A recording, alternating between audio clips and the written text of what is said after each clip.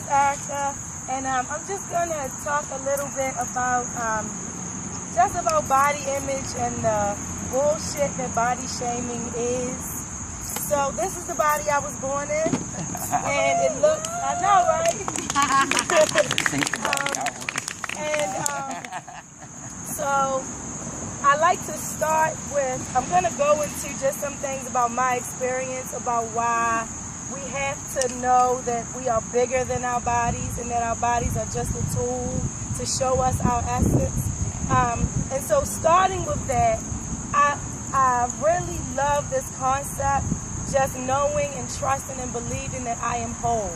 And so sometimes I just like to stand in the mirror and just spread my arms out and look at how broken I look and still just say, I am whole. I am complete, you know, because those are the days when I probably don't feel whole, when I don't feel like I'm enough.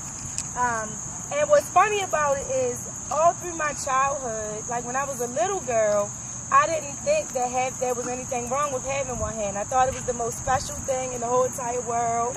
I didn't understand why y'all had all these extra fingers that y'all didn't need.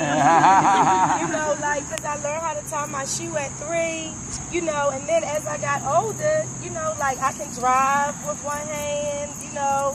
If my cell phone rings, I answer it and I nub drive. It's not really a big deal. I have 3 children. Nobody has died yet. You know, so, you know, I realized that having one hand is not really a big deal to me, but it's a big deal to society.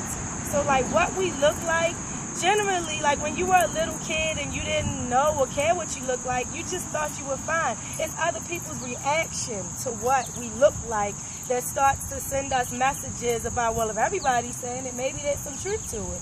And so we forget our own truth, you know, and our own beauty.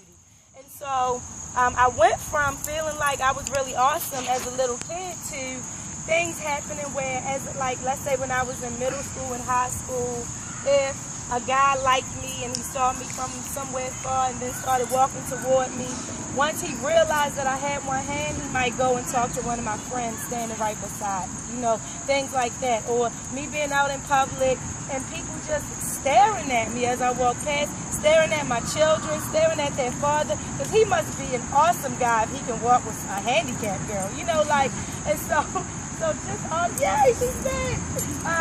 You know, just all of people's labels, you know, of what made me start feeling like, well, maybe when I walk through a crowd, let me walk on this side, you know, so they'll see the long side that feels better. Because I felt like I would feel better if I walked on the long side. Or in the wintertime, I used to love, because then I could just let my sleeve hang down, you know, and before anybody really knew what was happening, I was already through the crowd anyway, you know. And as I got older, I realized that